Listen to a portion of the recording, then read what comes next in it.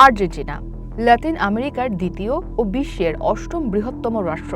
এই মহাদেশের দক্ষিণ অংশের প্রায় পুরোটা জুড়ে থাকা এই দেশটিকে পৃথিবীর সব মানুষ এক নামে চেনে ফুটবলের কারণে। ডিয়েগো ম্যারাডোনা, লিওনেল মেসির মতো বিশ্বখ্যাত ফুটবলারের জন্ম এই ভূমিতে। তবে সাম্প্রতিক সময়ের শান্তিতে নেই আর্জেন্টিনার নাগরিকেরা, কারণ খাবার কিনতে ঋণ করা সহ সম্পদ বিক্রি করতে হচ্ছে তাদের। চরম অর্থনৈতিক সংকটের মুখে বিপর্যয় নেমে এসেছে আর্জেন্টিনার মানুষদের জীবনে। বর্তমানে দেশের নাগরিকরা খাবার এবং ওষুধের মতো মৌলিক চাহিদা মেটাতে ব্যাংক থেকে ঋণ নিচ্ছেন। অনেকে বিক্রি করছেন ঘরের আসবাবপত্র, কেউ আবার পুরোপুরি নির্ভরশীল হয়ে পড়ছেন ক্রেডিট কার্ডের উপর। রাজধানী বুয়েনোস আয়ারেসের একজন বিক্রেতা আল জাজিরাকে বলেন, এমন তিক্ত অভিজ্ঞতার মুখোমুখি আগে কখনো হননি। দেশটির গ্র্যান্ডে ইনস্টিটিউটের সাম্প্রতিক প্রতিবেদন বলছে, দেশটির প্রায় অর্ধেক মানুষ জীবনযাপন করতে এখন সঞ্চয় ভেঙে অথবা ঋণ করে সংসার চালাচ্ছেন। ভবিষ্যৎ হোক নিরাপদ, বিনিয়োগ হোক বিশ্বস্ত, আর আমার পছন্দ সল্ট বে। ওয়েলকাম টু সল্ট বে। আর্জেন্টিনার প্রেসিডেন্ট জাভিয়ের মিলেই 2023 সালের ডিসেম্বরে ক্ষমতা গ্রহণের পর সরকারি ব্যয় কমানোর মাধ্যমে অর্থনীতিতে ভারসাম্য আনার চেষ্টা করছেন।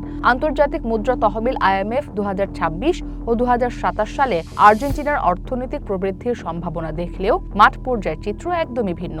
গত নভেম্বরের তথ্য অনুযায়ী দেশটির ব্যাংকিং ও কৃষি খাতে প্রবৃদ্ধি দেখা গেলেও উৎপাদন এবং খুচরা বিক্রয় খাতে ব্যাপক ধস নেমেছে।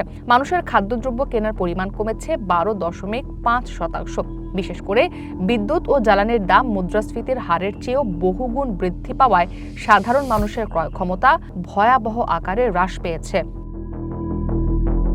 চলমান এই অর্থনৈতিক সংকট আর্জেন্টিনাকে একটি বিপজ্জনক ঋণ চক্রের দিকে ঠেলে দিচ্ছে। বর্তমানে দেশটির মোট জনসংখ্যার 11% মানুষ ব্যক্তিগত ঋণ খেলাপি হয়ে পড়েছেন, যা 2010 সালের পর সর্বোচ্চ।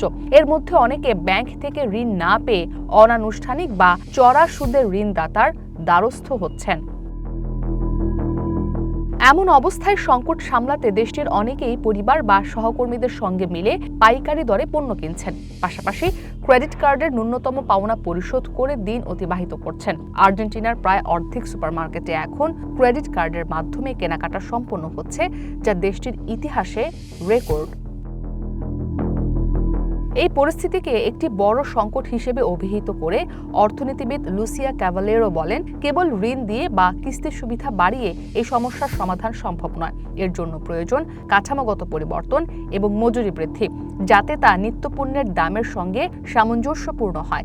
রাজনৈতিক দলগুলো ঋণের বোঝা কমাতে নতুন বিল আনার প্রস্তাব করলেও বিশেষজ্ঞরা বলছেন, মানুষের জীবনযাত্রার ব্যয় না কমলে এই অন্তহীন ঋণ চক্র থেকে মুক্তি পাওয়া অসম্ভব হয়ে পড়বে। ইসরাত মুক্তি, ওয়ান ইন্টারন্যাশনাল ডেস্ক।